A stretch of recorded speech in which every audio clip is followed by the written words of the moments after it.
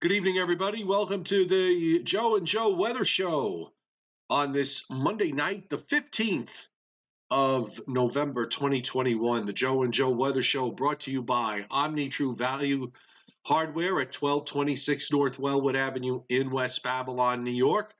Front and center with rock salt and all the popular and very good snow and ice melt products like Pelledo and Mag Ice Pellets and Flakes, and just about anything else you need. Snow blowers, shovels, spreaders. You can find them at Omni True Value Hardware, 1226 North Wellwood Avenue in West Babylon, New York, 631-756-1125.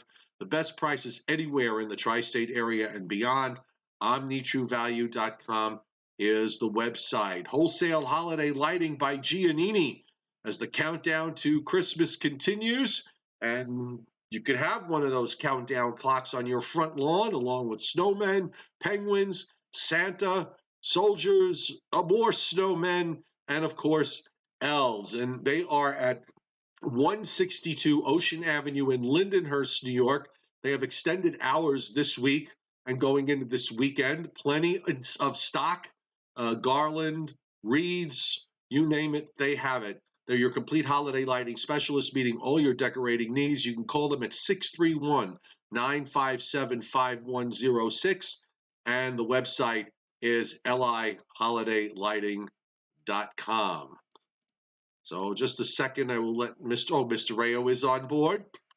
We were thinking, Joe, tonight the show should be relatively non-apocalyptic, although I might have spoken too soon. I don't know. I noticed so far that you lead Uncle Joe by 3%. Yeah, well, he is, Petticoat Junction is not really all that far away from here. And of course, there's always Pixley, where the weather can be a bit fickle depending on the time of year. But yeah, you're up to, what are you at, 52%? You took a big jump all of a sudden, because when I looked a few minutes ago, it was 38-34. So now it's 52-26.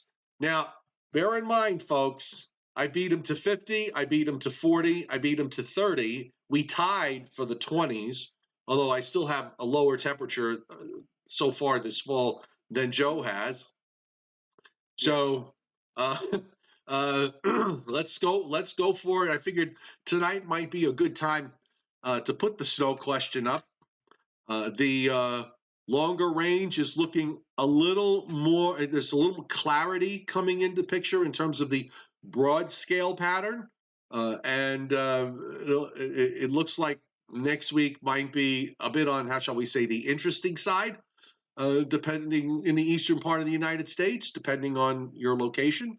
But again, let's emphasize that it is the middle of November here. So anything that's got to happen next week would have to be absolutely perfect in order to produce the desired snow weenie result. I've already gotten a couple of people who have been, they sent me maps, all for tropical tidbits, I might add. Thank you very much for that. But, Joe, can it be cold enough? You think it might be cold enough? Joe, look at that pattern. Look at that upper air. Oh yeah, they're already in the ball game, Joe, rolling along for the possibilities that loom for early next week. So we shall see. There are a couple of things, and here we are. We're at least, we're a week away from anything.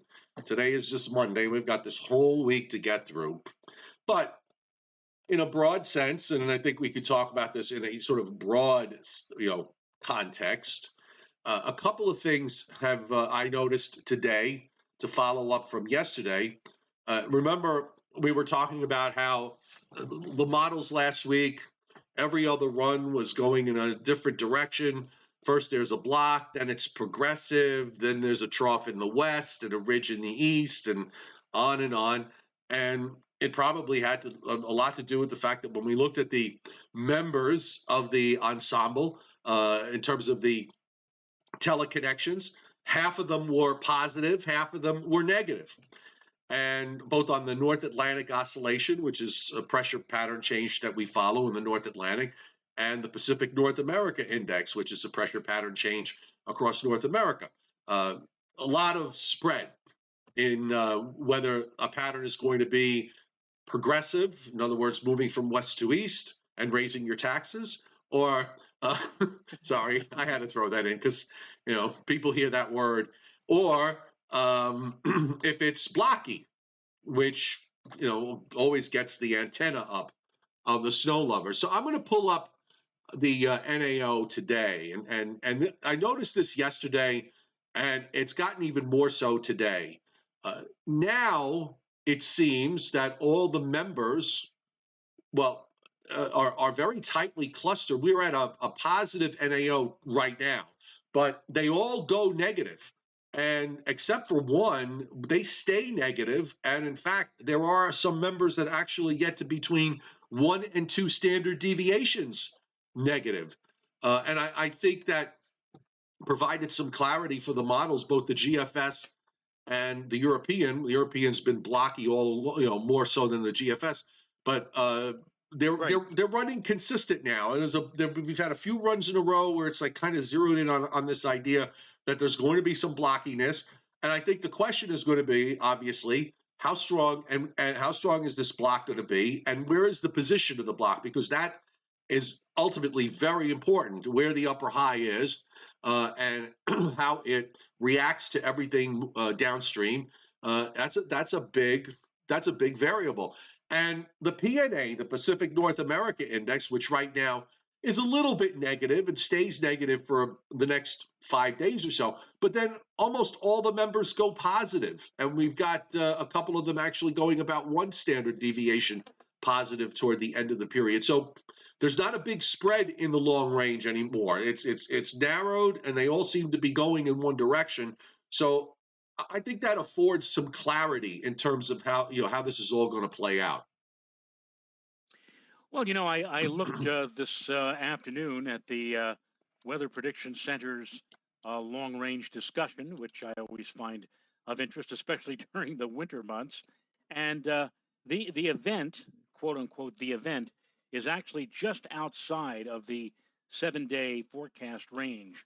And they are talking about, well, yeah, they're near the East Coast. There may be some kind of an episode early next week. Oh, now they call it an episode. Yes. Okay. They said basically what you just said, Joe, that there's a bit of a spread, and they're really not all that confident yet. In fact, I'll say there is enough ensemble support to mention potential development of a deep cyclone to impact parts of the Northeast and New England early next week, just beyond the medium range period. However, the model spread, and this is what Mr. Chiappi just mentioned, folks, the model spread for timing and intensity of this feature remains much too high to be able to talk about specific impacts. Oh, clearly. This may, and then in parentheses, or may not have on the busy Thanksgiving holiday travel week. So there you go. It's out there, but still too far off. Did you happen to see they got that one thing they're doing now where they have the time frame and it's like SPC. They show you where they think a zone of rough weather is going to be in the longer range. Did you happen to look at that today? No, I did not. Oh, okay. I did not. Oh. But I mean, to quote Dr. Asimov from his short story, The Last Question, there is, as of yet, insufficient data for a meaningful answer. So if you're going to answer this question, are we going to get hit with a significant storm Tuesday or getaway Wednesday of next week? If you answer with any kind of specific answer, you're playing with dynamite, because it's a little bit too far off, and there's a lot of spread still, and a lot of things can happen between now and then. Yes. So let me just before we go on with this long range stuff, I want to just do 2 things. One is welcome to everybody who is watching tonight. To those of you who are new, welcome to the channel. Hit the subscribe button, and you'll get notifications whenever we do a Joe and Joe weather show, which is usually 5 days a week, sometimes 6. On a rare occasion when it's stormy, sometimes 7. And Michael McGuire hitting Super Chat tonight, the first to hit the tip jar. Thank you so much, Michael. We have my fingers crossed that you and I will see snow first down here in the south before the Northerners get it. The other thing I wanted to point out, Joe, is whoops, that wasn't supposed to happen. Hang on a second. What happened? Wait a minute. Why am I up there? Yeah, no. Hold on. Let me fix. I'm being blocked. No. I know. Let me fix this. All right. Hang on. It's just a moment. There. All right. Hang on. Yeah, you just kind of jump to the bottom of the screen, and then I did something here, so I got to fix that. And let me fix this. And whoops. Now I can put us back on the screen. Hold on. All right. No, I wanted to go to this anyway. I do got mulch. I got plenty of mulch. Yes, you do. So just as a side note here, with regards to Saturday's severe weather outbreak, we are now up to 7 confirmed tornadoes inside the zone of the Upton Weather Service, which includes Long Island, New York City, Southern Connecticut, the Hudson Valley, Northeastern New Jersey. We now have 7 confirmed tornadoes, including 4 on Long Island. And Joe, this is the first time in recorded weather history that Long Island has seen tornadoes in the month of November. So this obviously is probably a generational event. I would hate to think this is going to be a yearly thing because we're now the new tornado alley.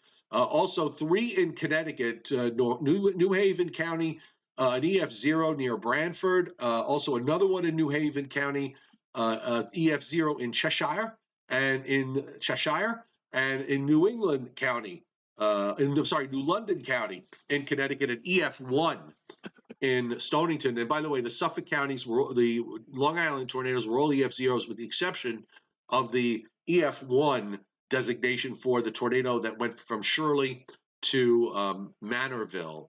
I also just want to give a quick check to the Boston office to see if they put anything on their homepage that would make it just easy and I could just click. Okay, good, they did.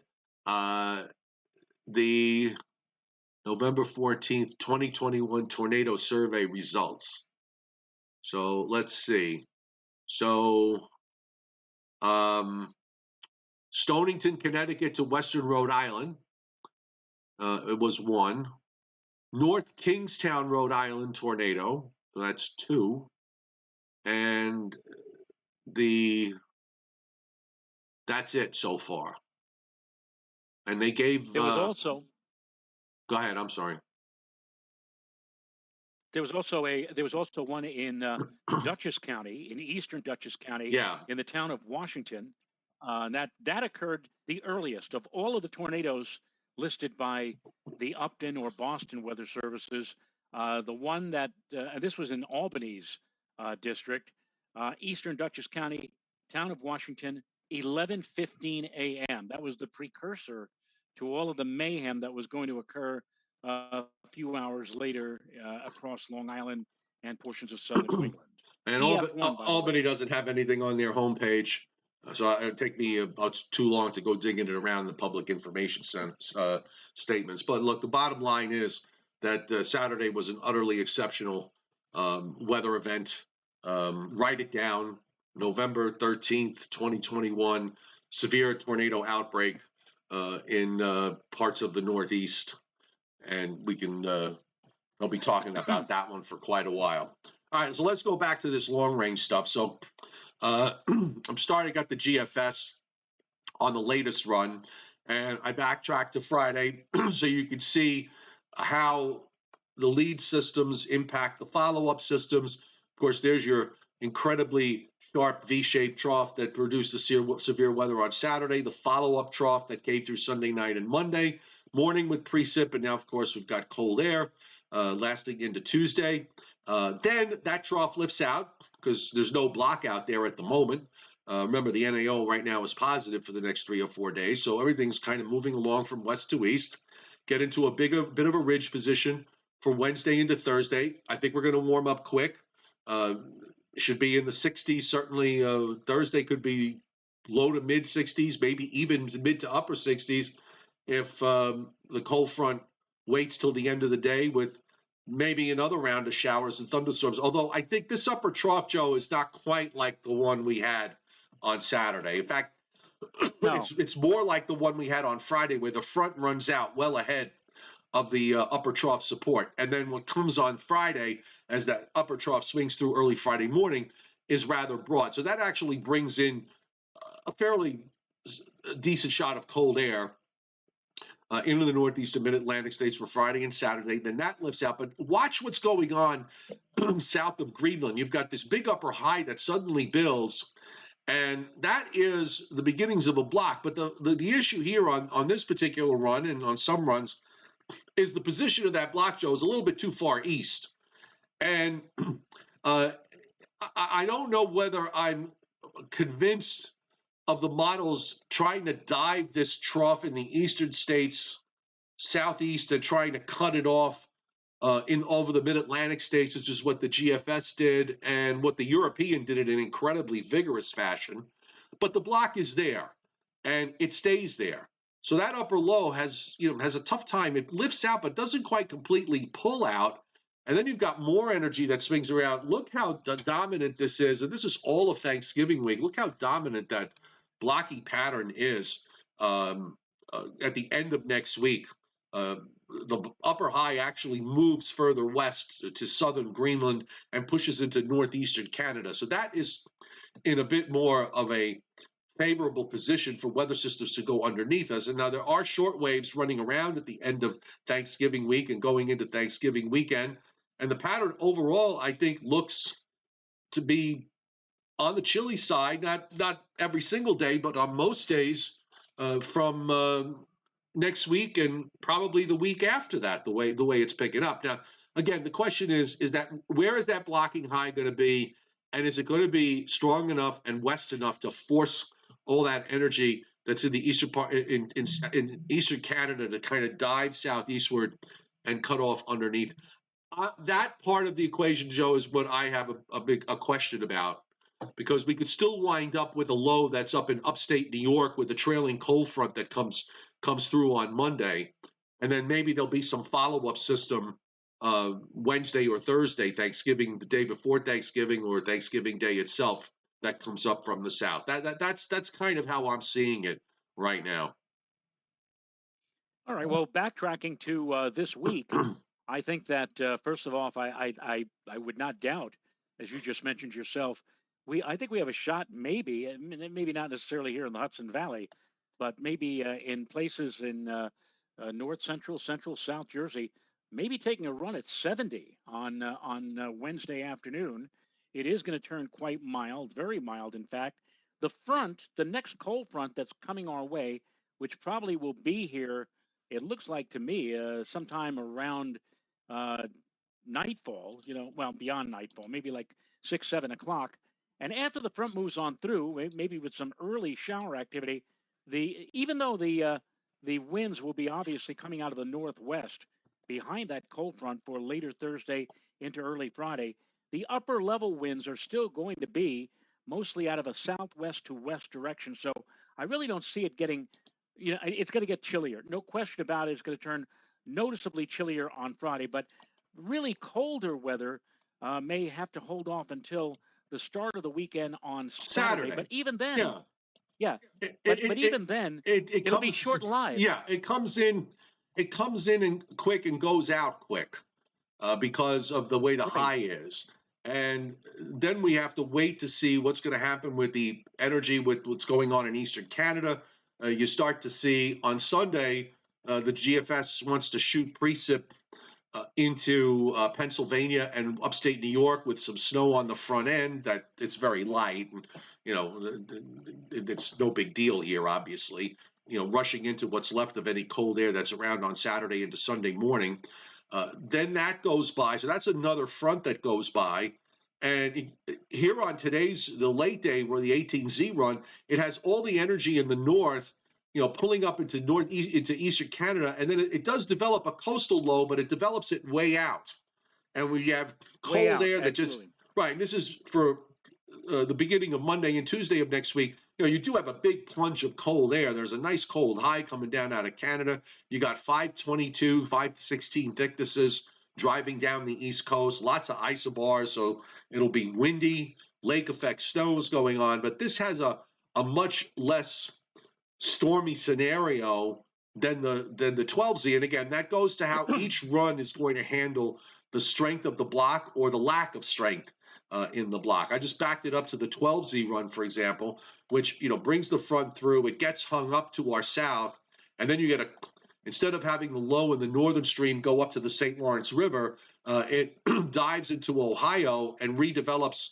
right off the Jersey coast south of Long Island. There's a 981 low south of Montauk by Tuesday morning, and you can see it's got snow in upstate New York and north into Pennsylvania, and then the low just kind of really wraps up and goes up into New Brunswick, and then spins away up in eastern Canada. So you're going to see these variables here from run to run over the next several days.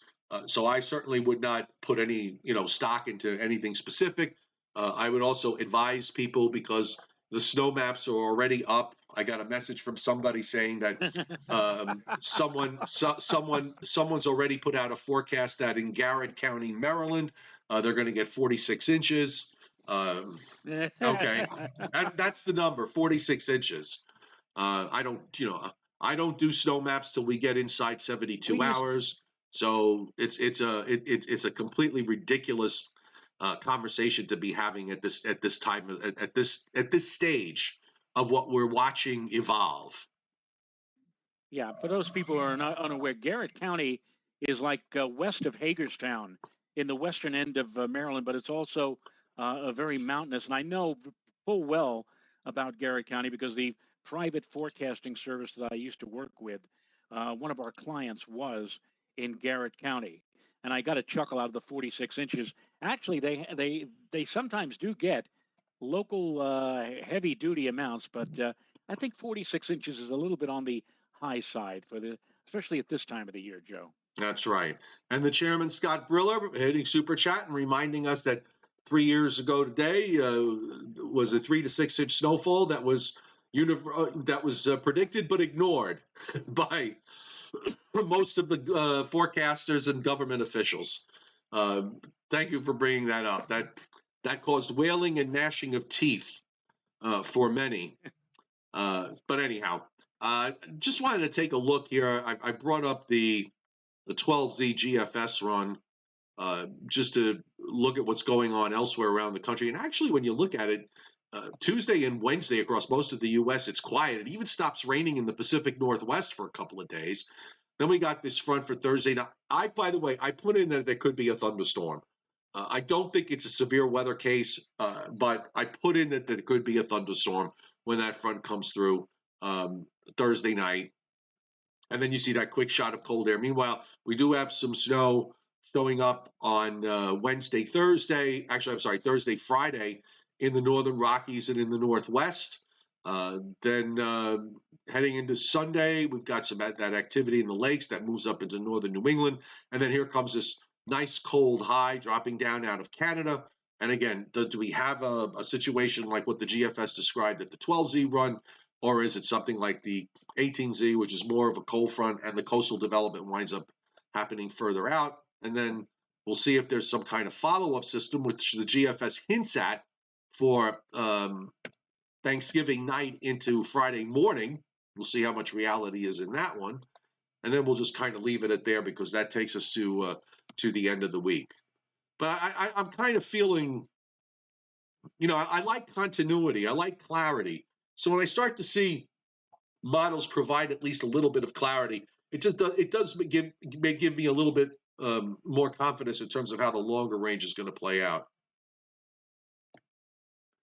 I think, yeah. I mean, there's not much more I can add, because as we have been saying ever since the show began, for all those people out there who've been getting very excited about that prospect for early next week. When you see the runs so different, I mean, from the 12Z to the 18Z, and the positioning of the upper low, the positioning of the coastal system. Actually, it doesn't on the 12Z, Joe. It doesn't really start out as a coastal system. It has some kind of a low pressure surface disturbance that's passing pretty much right over or near to the tri-state area, and then it goes flying out to sea. A lake slow that drops down and redevelops. Right. The European was interesting enough with this wrapped up cutoff low down near Chesapeake Bay. And one of the things I found interesting about this was when I looked at this and I thought, this has a look of an upside down, an upside down situation. So I pulled up the 850, and lo and behold, so this is the 850 on Tuesday morning with a 978 low east of Cape May and south of Islip.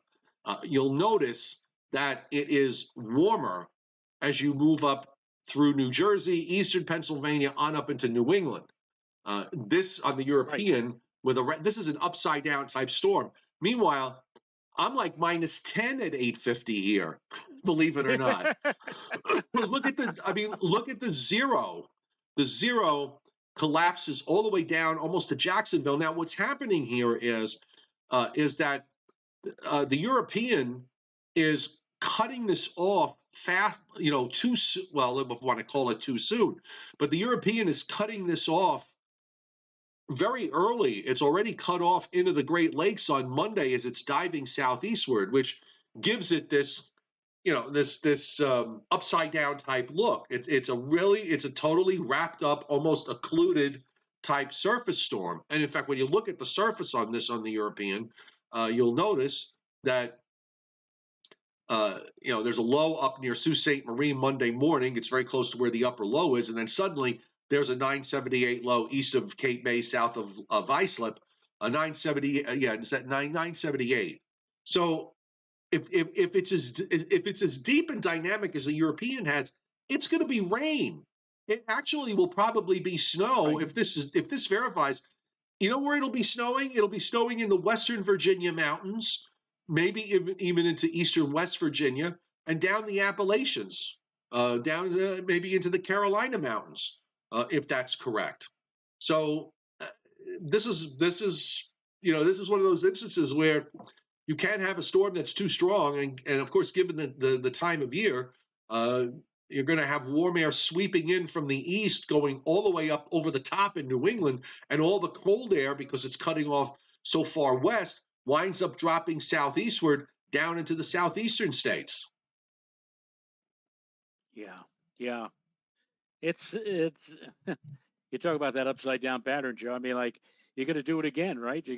You'll probably end up seeing snow before I do in this type of a pattern. Right.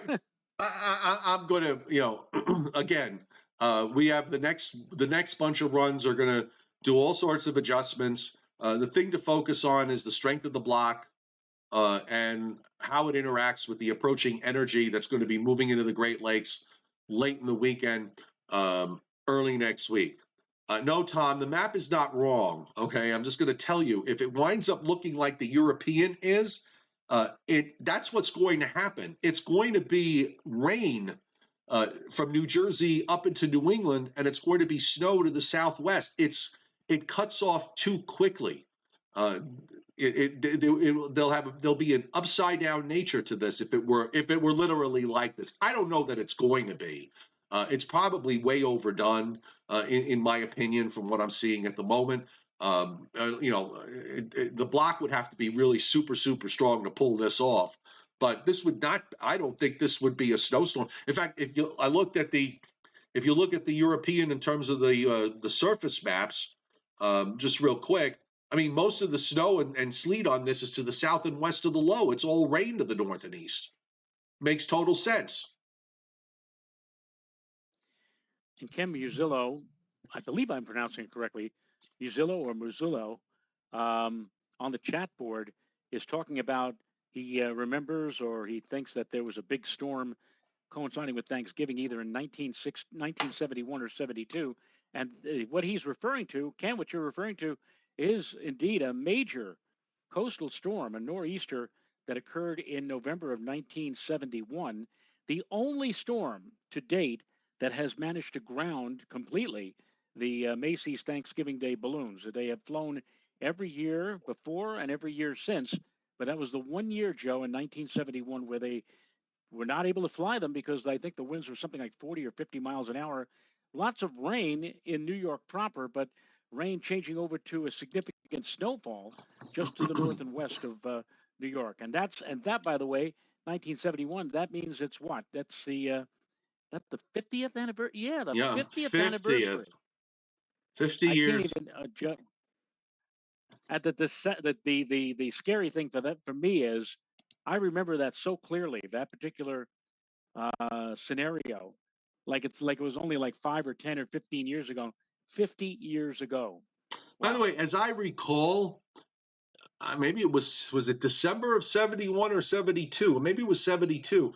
Well, we had a lot of we had a couple, like 2 or 3 big nor'easters that were big wind and rain events. One in particular, I think, was in early December. That seems to be in my memory here. I don't know if you recall that. No, but I do recall midnight mass at St. Benedict's Church in Throgs Neck, 1978. And it was at midnight. It was pouring rain, and you were there. I was there in the church, and you had this look. You were like so sad. I knew what was going through your mind. You probably say to yourself, "Oh, why are we wasting all of this great precip?" I think the storm just went inland to the west of us, and we ended up getting bombed with like heavy duty rain on Christmas Eve night. So that's what stands out in my mind as far as stormy Decembers are concerned back in the 70s. Polar vortex. You had a look on your face in that church looked kind of like it could have been on an old poster for Radio for Europe. Oh God. By the way, the polar vortex going forward, still remains very large, spread out, not wrapped up like a tight little ball. The center drifts down into northern Greenland. It sort of stretches back to Siberia, but remains elongated north south over the pole, and it's still that way at the end of the 16-day period, which now, Joe, is, believe it or not, December the 1st. I believe it. By the way, Frank Riccio, 1972-73 winter. Frank is saying that it is the least amount of snow at Central Park. Yes, you're absolutely right, Frank. Only a trace? No, you're wrong, Frankie.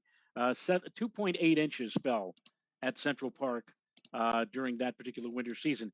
And I forget again what exactly what year it was, but there was one year where we had like 0.1 inches of snow all the way up to the 20th of March. And it looked like that was going to be the all-time low snow record for Central Park.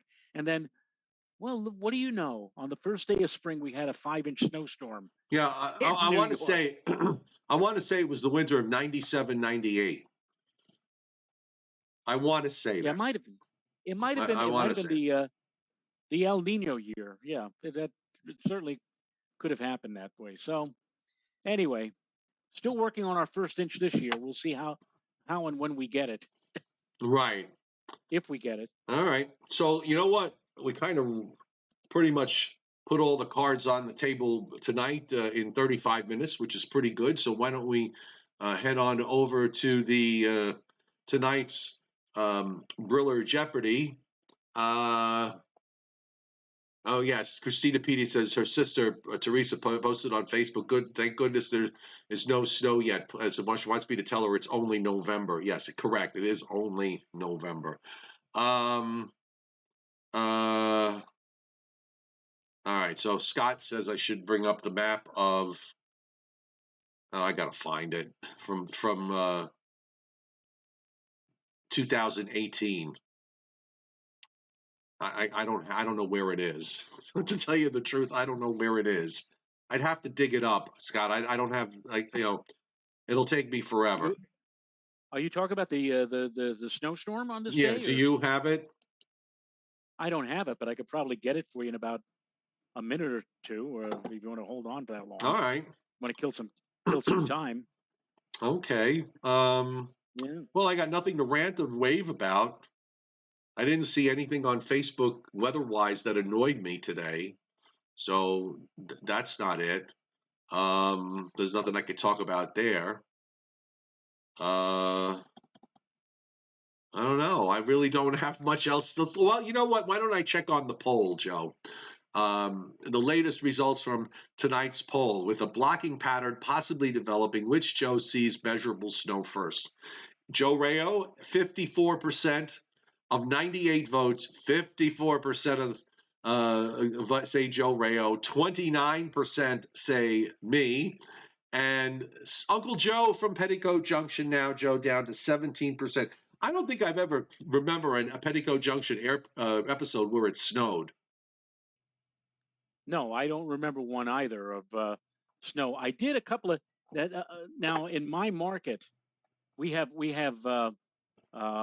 TV, but we just had added to our list Me TV Plus, and it was on a Saturday afternoon, flicking around, and I saw one of the very early episodes of Petticoat Junction in black and white, and it seemed like B. Benaderet was so fresh and vibrant, and you know, and they had a except for Linda Kay Hennig, who was, I think, uh, Bobby Joe, Bobby Joe or Billy Joe. Billy Joe. Well, Betty Joe. She was Betty. Betty No, she Joe. was Betty Joe. Betty Joe. She was Betty Joe.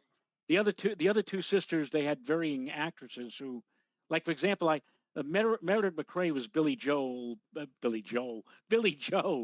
back in the later years of Petticoat Junction, and there was a completely different actress who was playing that role, the blonde. Right. But it was kind of weird to see it in black and white.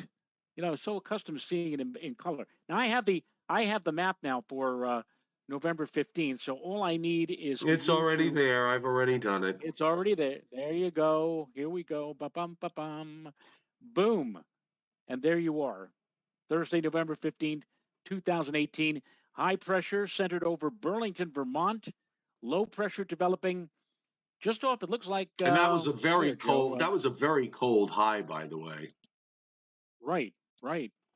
I do remember fact, having. the 30. I do remember having a conversation with Jeff Banson that morning about the fact that the Moss gave LaGuardia three and the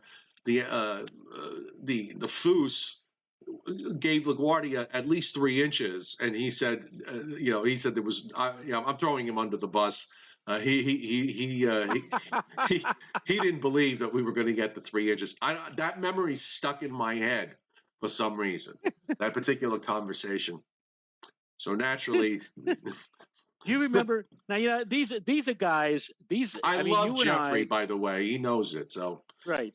Yeah, but as I've said over and over, especially to those who are just starting in this business, I mean, this is very much a lot of verges on empiricism, of being knocked down to the ground, get yourself up. You learn by your mistakes. right, You and I have been around for like 4 decades now. Guys like Jeffrey, and also our dear friend Addison, who's now down in Houston, Texas.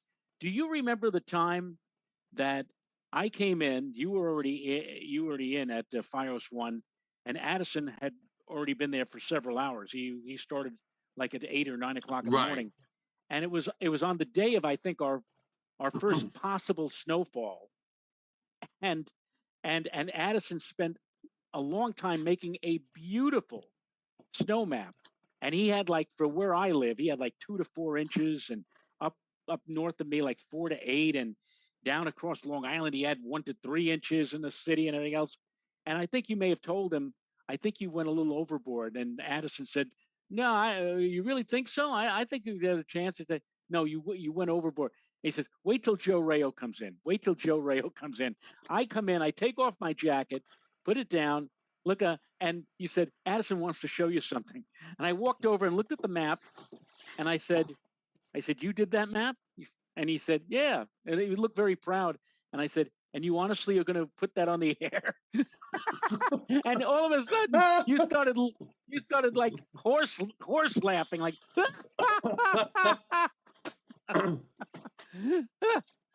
Well, and what was the final result? The final result was, I think we got like a fraction of what Addison's map had suggested. Well, we saved we saved it from an utter, total humiliation. Yes. No, but the funny thing was the fact that even before you got there, for some reason they were always on pins and needles in snow events, and they would wait for me to come in as if I was the ultimate judge and had the final word. And I used to get into, I used to try to emphasize the fact that your Long Island forecasts are off. They're not, in all seriousness, they were forecasting snow amounts on Long Island, and nobody really understands the microclimate of Long Island unless you live there. So, there was this assumption for many years that, Long Island was just this coastal community that changed to rain like it did in coastal New Jersey, and nothing could be further from the truth. So I kind of emphasize the fact that, a lot of times I have to say, you know what, you're kind of too low for Long Island, especially on the North Shore. But I used to always, break Addison's chops because he'd always have that map ready for me to look at, and I'd come in, and I'd look at it and I would say, Addison, that is perfect, but you need to change something. Or if I really wanted to bust his chops, I would say, that map's adorable. I would say the map, that snow map is so cute, but we just, we need, that was your first try, right? That's not the final map. Well, and who really idolized you, Joe, was John Houseman. John was your man. Yeah, John. Well, you were with him at Pix 11. I was with him at Pix. He was the reason why I got to work at Pix, and there were a number of weather events over the years. Even after I got let go from Pix, I called him up. About 3 or 4 days before Sandy and told him, this is the real deal. You need to be ready for this. And he always remembered that, because I was always, I always tried to be on top of things. But John and I had a great relationship. I haven't talked to him since we left. I used to text him from. You know where he's doing now, or? No, I have no idea. I used to text him on my way home, because I would leave I would usually leave about 20 or 30 minutes before he did. So I would text him to let him know which bridge to take, because they were doing all this construction work on the Throgs Neck or the Whitestone. So I would text him and say, tonight, Whitestone tonight, or stay away from the Throgs Neck. They just shut it down. John is the best. John is the best. Incidentally, on this map that I have up here, notice, if you will, that there is a zero isotherm just north and west of the center. You talk about cold air.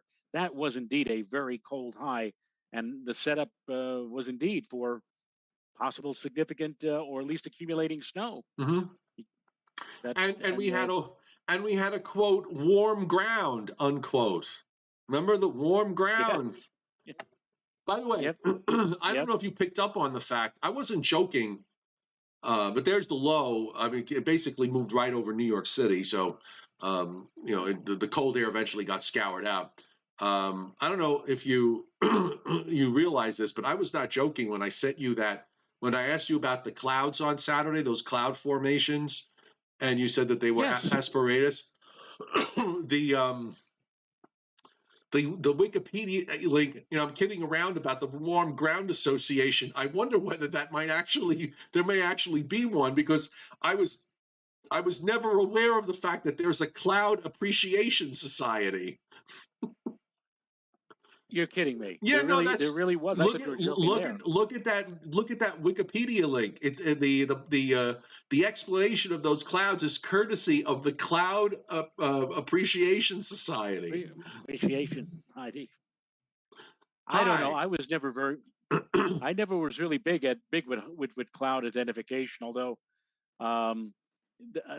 there were a few cloud formations that stuck out in my memory, and that looked more to me like asparagus, not asparagus, but Yeah, asparagus clouds, asparagus clouds. As opposed to you were thinking about mammatus, or Yeah, maybe some I hints wasn't. of Yeah, I mammatus or whatever. wasn't sure. I mean, you learn something new every day. It's aspirate. Apparently, that's a recent cloud designation that goes back to about 2009 or so. Yeah. From what I Hey, understand, from what I understand by the rival organization, the Cloud Worshippers Society. All right, let's do a little Briller Jeopardy here, and put an end to our suffering. So here we go. You ready? Yes. Okay, so tonight, Joe, we turn to the summit of Mount Washington, elevation of 6,288.2 feet. Okay. Okay. 8 degrees for credit. What was the highest and lowest temperature for the Mount Washington summit for November, December, and January? So let's start with November. Oh, give me a break, Joe. I thought when you let up with the warmest temperature, I said, I know that. It was in August of 1975. Is that you want November, December, and January, the warmest temperatures? Yes, the warmest temperatures, November, December, and January. Oh, God. Well, 6,000. All right, hang on for a second. I got my little calculator here. 6,200 and divided by there. That's 6.2 times 3.5 as a day, as a 21, as a 10. You know, surprisingly, in the month of December, I think that they managed to get as high as like 48 degrees. I'll say 48 for December. Well, you were very close for December. You're saying 48 for December. Right. 47 is the number for December. What about November? For November? Yeah. No, I will add. I'll say 54. 52. Okay. And since you're doing all highs, do January. And January. I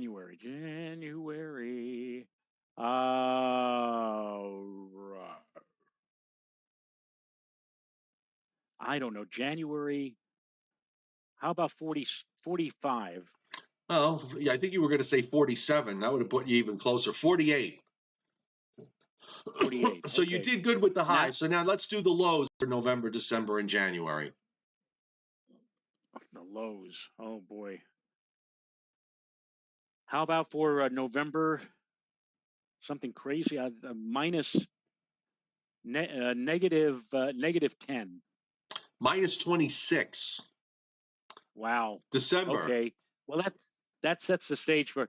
So minus 26 November. How about minus 45? Minus 46 for December. So very good, within one. And January. How about minus 53? Minus 47 for January. And the bonus question tonight, within 8 inches, the highest 24-hour snowfall? Ever? Yes. At Mount Washington? Yeah, yeah.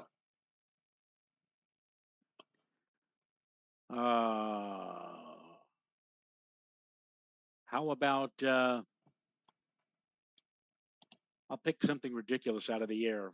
42 inches. No, not too close, not too bad. Still within 8, 49.3. Set in 1969. You know, that was what, December 25th, 26th? 1969? Yeah, I remember that one. I don't remember Mount Washington getting hit, but I remember that storm. That it started snowing on Christmas night, like at 6 or 7 o'clock in the evening, and then it changed over to rain or sleet and rain the next day. But portions of New England, like Vermont and New Hampshire, got walloped with heavy, heavy, heavy snow. So yeah. And not quite at the elevation of Mount Washington. Chuck Cardillo at 3,000 feet in the Catskills there, not too far from Deposit, New York. Looking at some of the snow shots that he had from the last couple of days, and you can see here some nice snow cover covering the trees and the roadway there. Very scenic, very pretty. Oops, I lost it. Oh, okay. Hang on a second. Let's see. Nope. Oh God, I hate maneuvering through all of this. Everything just jumps around. Let me see if I can get those photos up again. So let's try. So let's go. So there's one, and there's the second one. There's the third one. A lot of snow, nice snow cover on the pines.